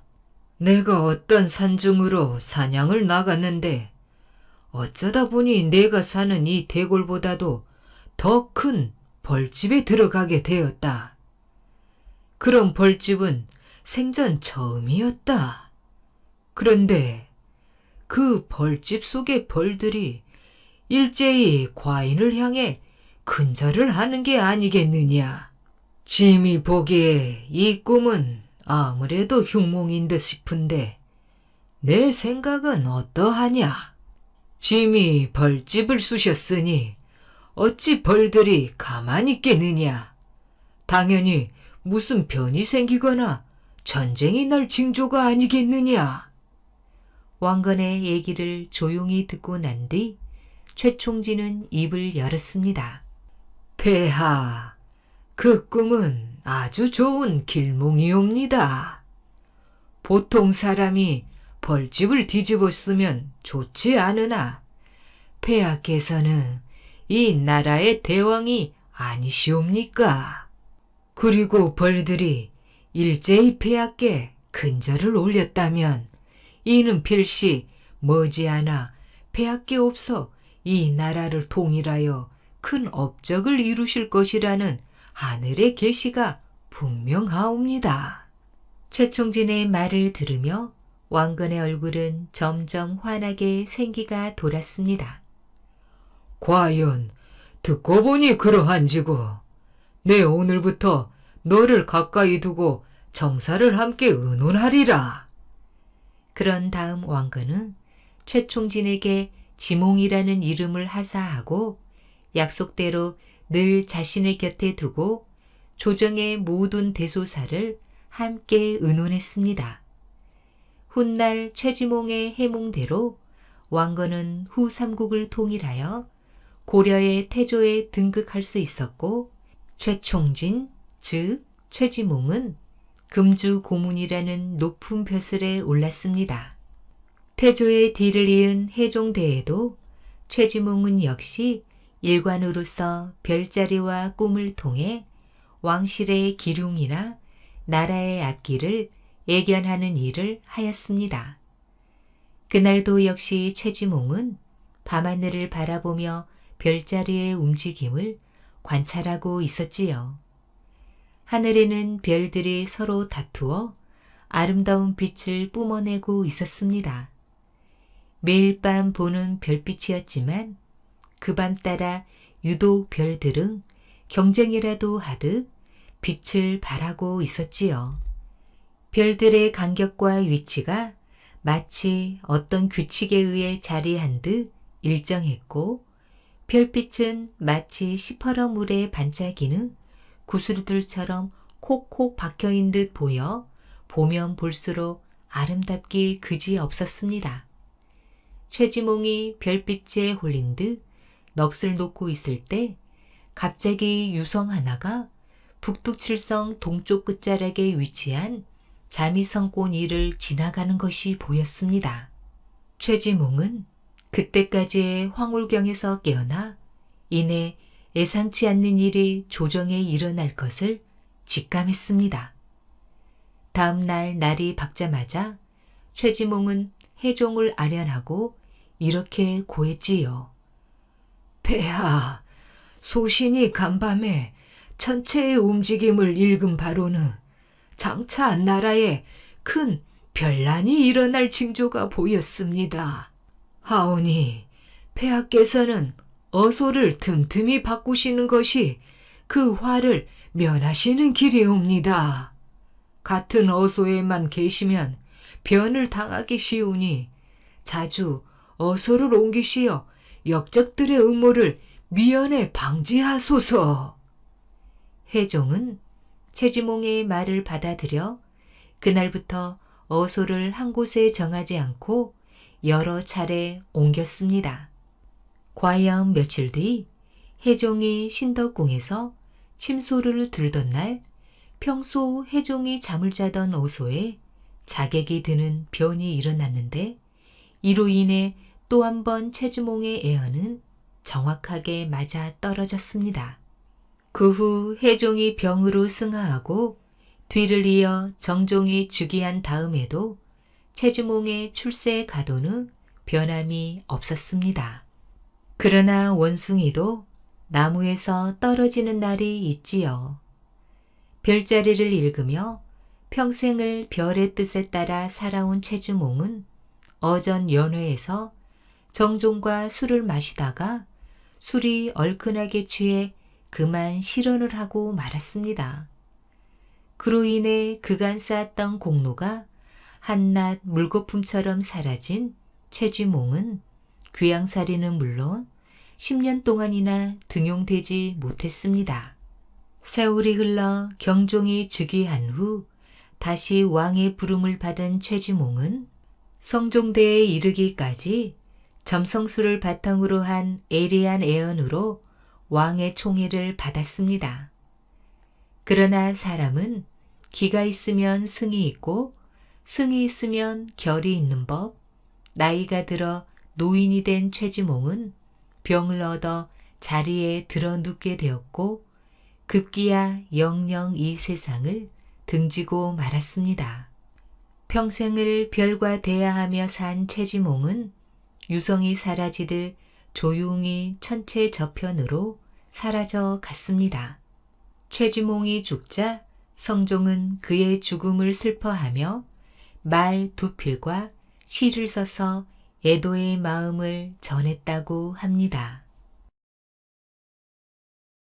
귀신을 보는 장님. 이양복이 어렸을 때 이웃에 사는 재상집 아들이 가까운 친구여서 자주 드나들었습니다. 어느 날 재상집 아들이 몹술병에 걸려 자리에 눕게 되었지요. 용하다는 의원을 불러 진찰하고 좋다는 약은 다 써보았지만 소용이 없었습니다. 마음이 답답한 재상은 스님을 불러다가 불경을 읽기도 하고 무당을 불러다가 굿도 했지만 아무 소용이 없었습니다. 먼 친척이 장님 점쟁이를 부르자고 했습니다.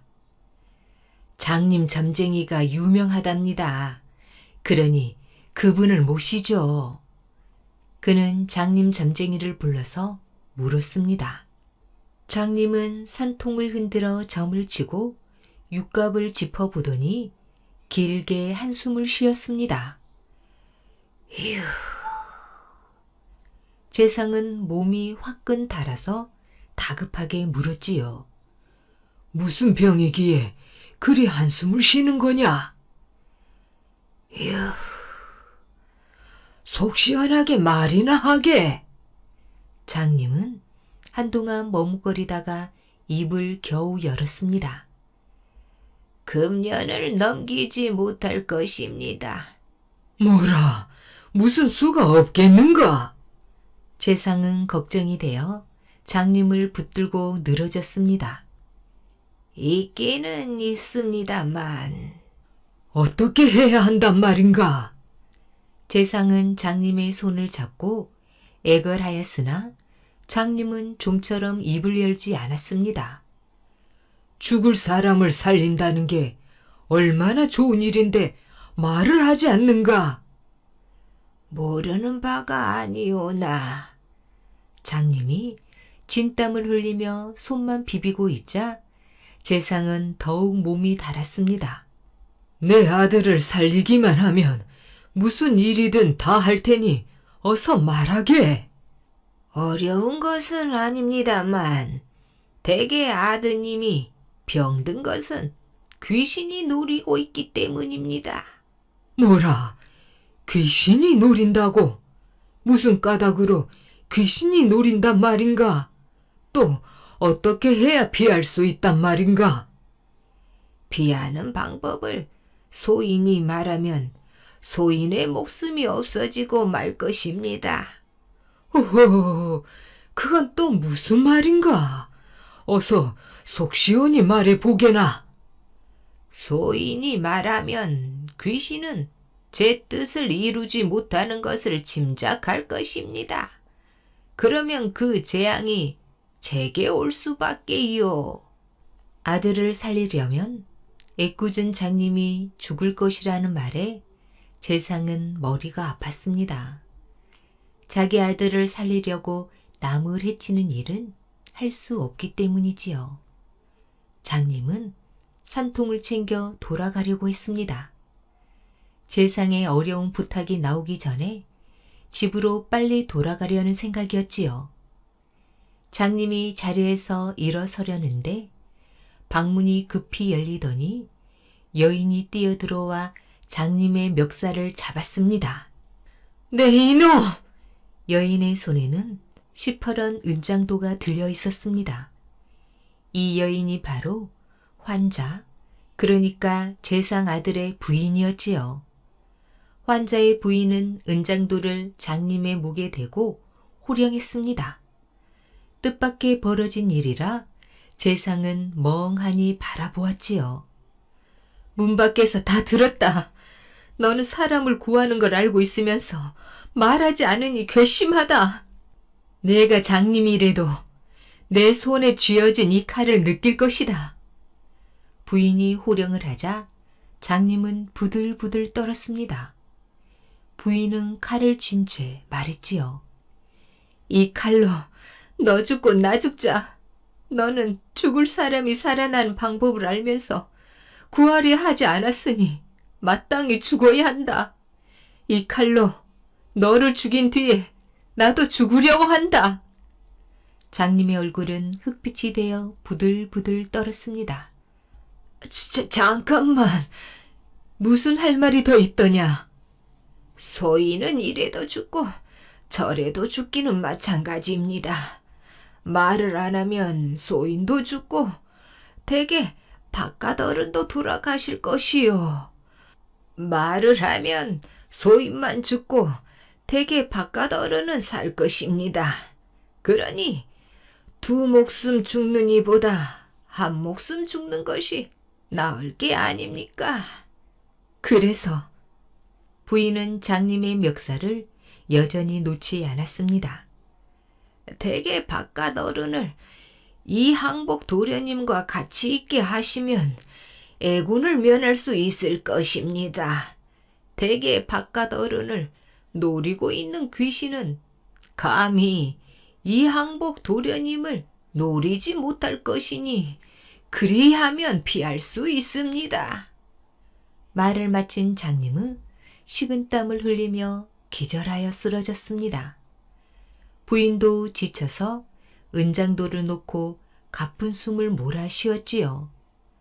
남편을 구하려는 생각에 호통치기는 했으나 듣고 나니 온몸에 기운이 빠져버렸습니다. 재상은 이 항복에게 찾아가서 사정 이야기를 하였습니다. 그거 아주 쉬운 일입니다.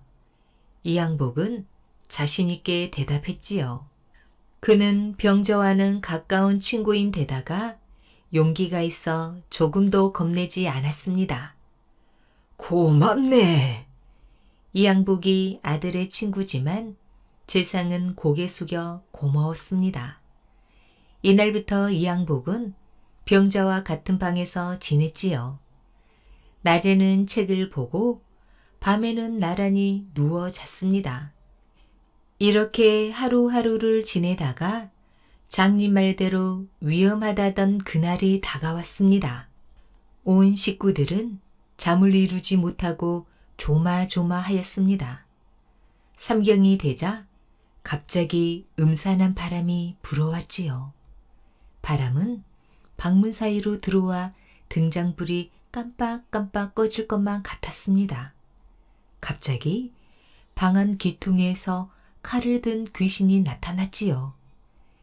눈은 불을 뿜는 듯하였고 입은 귀까지 찢어졌으며 손에 든 칼은 푸른 기운을 뿜고 있었습니다. 귀신은 당장이라도 병자에게 달려들 듯 하더니 옆에 이양복이 있는 것을 보고 머뭇거리며 말했습니다. 거기 좀 비키시오. 이양복은 꿈쩍도 하지 않고 빤히 귀신을 쳐다보았습니다. 귀신은 누워있는 병자를 칼끝으로 가리키며 말했습니다.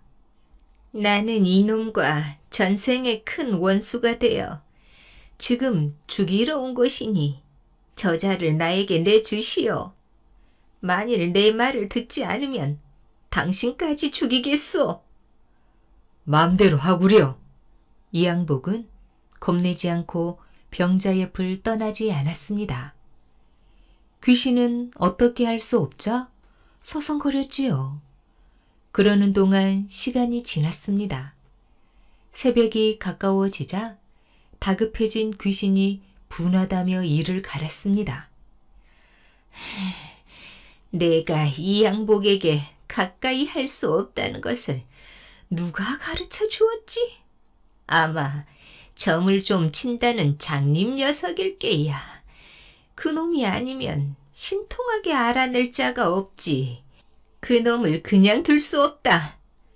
귀신이 홀연 사라지고 음산한 바람이 불어왔습니다. 재상의 아들이 죽음을 모면하여 식구들은 모두 기쁨에 넘쳤습니다. 병자는 눈에 띄게 회복했지요.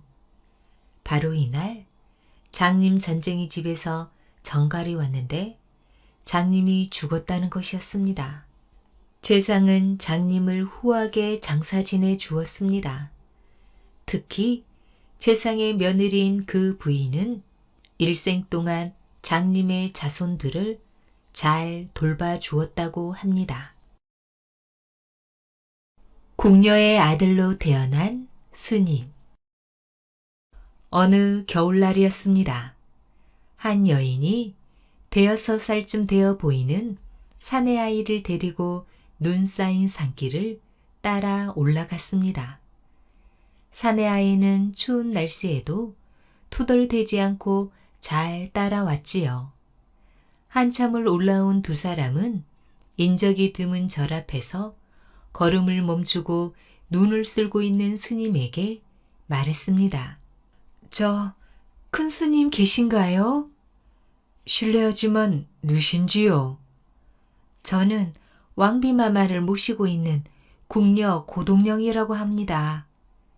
여인은 공손하게 두 손을 모으며 대답했습니다. 저를 따라오시지요. 두 사람은 스님을 따라 큰 스님 방으로 들어갔습니다. 큰 스님은 자리에서 일어나 두 사람을 맞이했습니다. 여인은 말씨와 행동이 얌전하고 고상했습니다. 곁에 앉은 아이도 아직 어렸지만 의젓해 보였지요. 그래, 내 이름이 무엇이냐?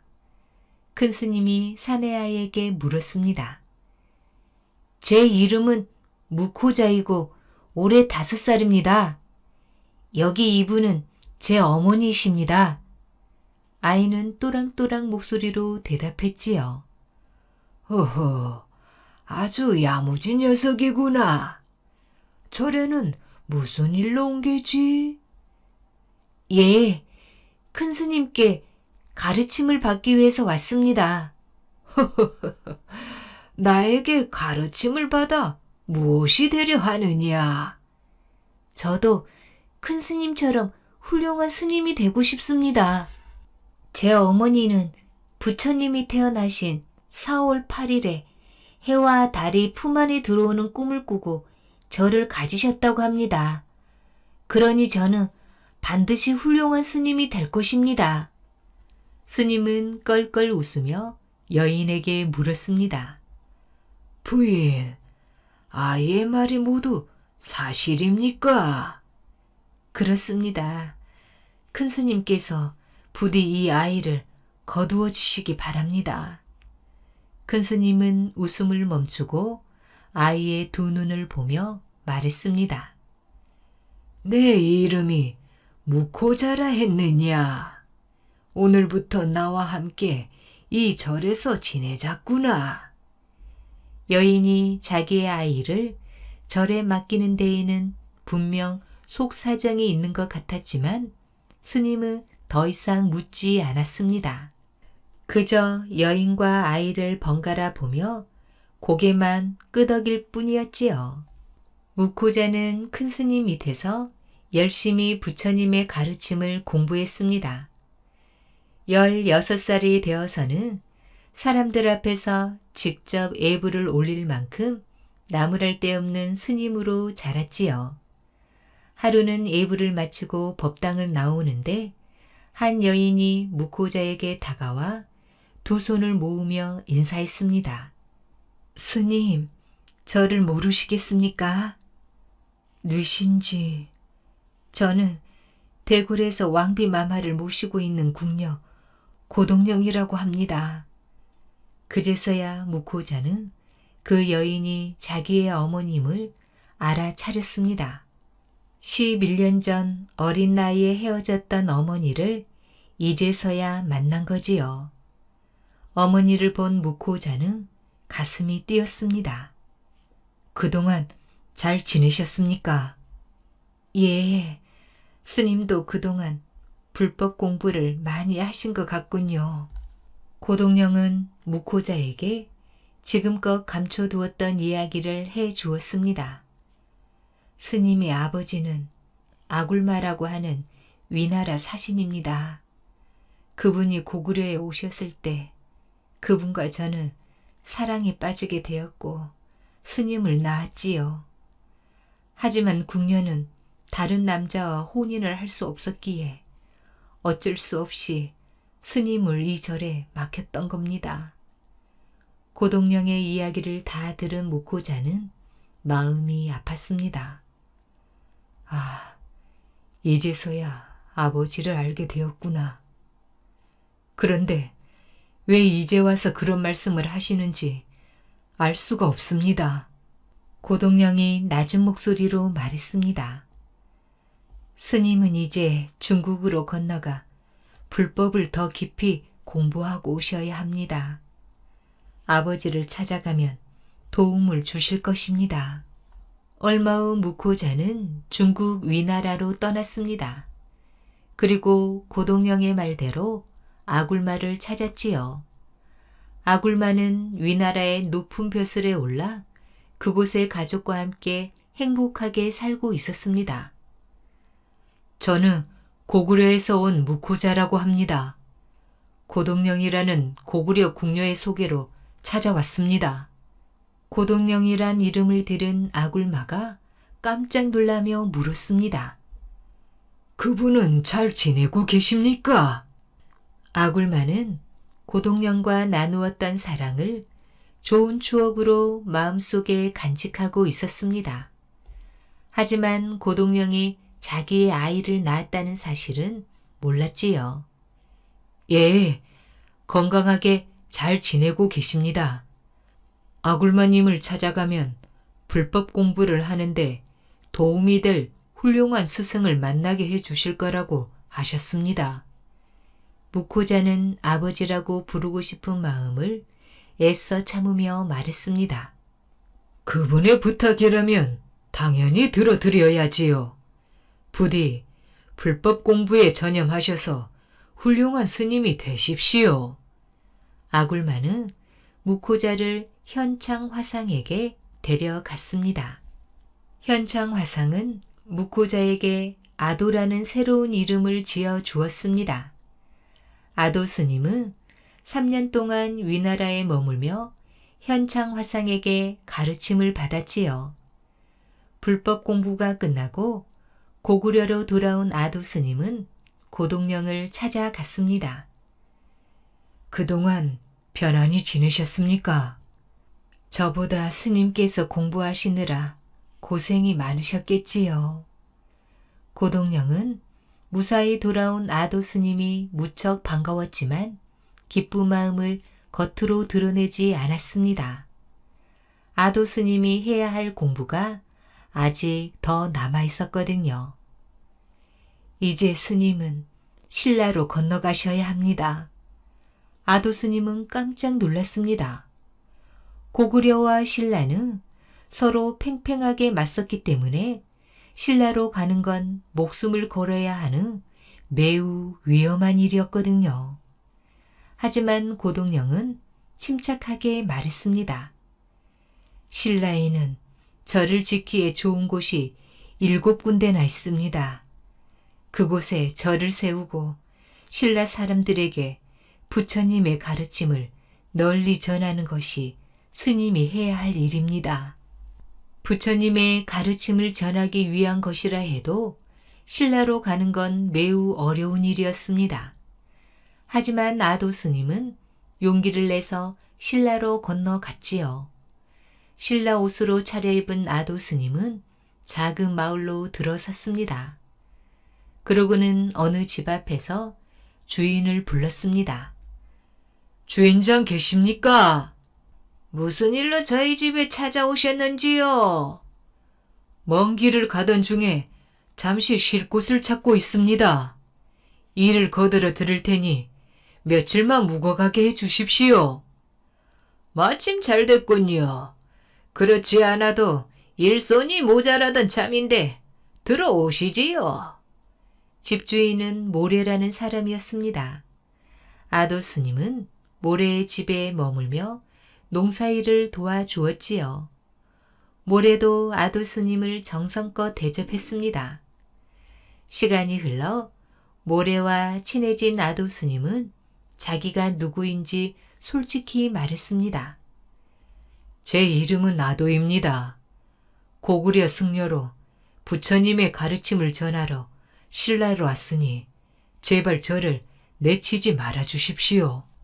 모려는 아도 스님의 부탁을 거절할 수 없었습니다. 하지만 아도 스님이 고구려에서 왔다는 것을 혹시라도 사람들이 알아챌까봐 집안에 굴을 파고 아도 스님을 숨겨 주었지요. 시간이 흐르면서 아도 스님에 대한 이야기는 사람들의 입을 타고 퍼져나갔습니다. 불교에 대해서 궁금증을 갖고 있던 신라 사람들은 아도 스님을 찾아왔습니다. 그때까지만 해도 신라 사람들은 불교에 대해서 아는 것이 전혀 없었지요. 사람들은 세상에 태어나 늙고 병들어 마침내는 죽게 됩니다. 살아있는 동안 우리는 많은 고통을 겪게 되지요. 부처님은 걱정과 고통을 지혜롭게 다스릴 수 있는 가르침을 주시는 분입니다. 아도 스님은 부처님의 가르침을 전하며 모려의 집에서 몇 년간 머물렀습니다. 이렇게 해서 아도 스님은 신라에 처음으로 부처님의 가르침을 전한 스님이 되었지요. 그 무렵 중국 양나라에서 신라의 눌지왕에게 진귀한 향을 선물로 보내왔습니다. 하지만 신라에는 아직 향이 없던 때였지요. 이웃에 있는 큰 나라에서 보낸 것이니 귀한 물건임에는 틀림없었는데 도무지 어디에 쓰는 물건인지 알 수가 없었습니다. 아도 스님이 이 소문을 듣고는 대궐의 한 신하를 불러 말했습니다. 이 물건은 향이라고 합니다. 향이라고요? 대체 어디에 쓰는 물건입니까? 향을 태우면 그윽한 향기가 풍기지요. 그 향기는 사람의 몸과 마음을 맑게 해줍니다. 아도 스님은 향의 쓰임새에 대해 자세히 설명해 주었습니다. 얼마 지나지 않아 신하가 다시 아도 스님을 찾아왔습니다. 아도 스님, 공주마마가 병에 걸려 곧 돌아가실 듯합니다. 여러 의원을 불러 온갖 치료를 다 해보았지만 나을 기미가 보이지 않아 아도 스님을 모시러 왔습니다. 저와 함께 어서 대궐로 가시지요. 그때만 해도 신라 사람들은 병이 나면 치료를 하기보다는 무당을 불러다 굿을 해야 낫는다고 믿었습니다. 이 신하도 아도 스님을 무당으로 생각하고 찾아온 것이지요. 대궐로 들어간 아도 스님은 공주의 방에 향을 피우고 정성을 다해 기도를 올렸습니다. 방 안에 그윽한 향냄새가 퍼지면서 아도 스님의 기도 소리도 점점 높아졌습니다. 아도 스님이 기도를 올린 지 얼마 지나지 않아 놀라운 일이 벌어졌습니다.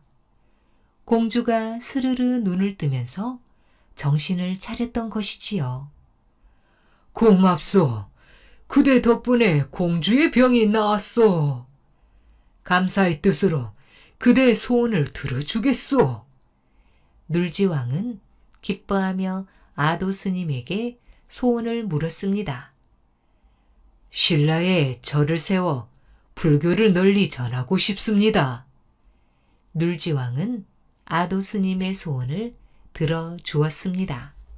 아도 스님은 눌지왕의 도움으로 흑륜사를 세우고 신라의 불교의 가르침을 널리 알렸습니다. 아도 스님이 예불을 올릴 때면 하늘에서 꽃비가 내리기도 했지요. 시간이 흐를수록 불교를 믿는 신라 사람의 수는 점점 늘어났습니다. 그러던 어느 날 갑자기 아도 스님이 흑륜사를 떠나려 했습니다. 스님, 어디로 가십니까? 모려가 아도 스님을 붙잡고 물었지요. 제가 떠난 뒤에 칙순이 들어올 것이니 그것을 따라오십시오. 아도 스님은 수수께끼 같은 말을 남기고는 웃으며 사라졌습니다. 그런데 그의 겨울 신기하게도 모려의 집 마당으로 칙순이 들어오는 게 아니겠어요? 모려는 아도 스님의 말이 생각나 그 줄기를 따라갔습니다. 칙순이 닿는 곳에는 아도 스님이 서 있었지요. 아도 스님, 도대체 여기서 뭘 하고 계십니까? 잘 오셨소. 내가 여기에 절을 세우려 하는데 그대가 시주를 좀 해야겠소. 많이 할 필요 없이 그저 이 망태기에 담길 만큼만 하시구려. 아도 스님은 모려 앞에 망태기 하나를 내려놓고는 말없이 사라졌습니다. 여기에 담길 정도면 쌀 2마리면 충분할 텐데 겨우 쌀 2마리를 가지고 어떻게 절을 세우신다는 걸까? 집으로 돌아온 모려는 쌀 2마리를 망태기에 가득 담았습니다. 그런데 망태기는 쌀 2마리는커녕 2섬을 부어도 채워지지 않았지요. 내가 아도 스님의 꾀에 넘어갔구나. 이렇게 모려가 시주를 하여 절이 하나 더 생겼답니다. 절이 다 지어질 무렵 절 주변에 때 아닌 복사꽃이 눈이 부실 만큼 활짝 피었습니다. 아도 스님은 절 이름을 도리사라고 지었지요. 그 후 아도 스님은 많은 사람에게 부처님의 가르침을 전하며 살다가 동굴 속에서 조용히 숨을 거두었습니다. 훗날 사람들은 아도 스님을 아도 화상이라고 부르며 존경했습니다. 찬란한 신라 불교의 역사 뒤에는 온갖 어려움에도 불구하고 평생토록 부처님의 가르침을 전한 아도 화상의 노력이 깃들어 있답니다. 오늘 준비한 이야기는 여기까지입니다. 더 재미있는 이야기로 다시 만나겠습니다. 꿀잠 주무세요.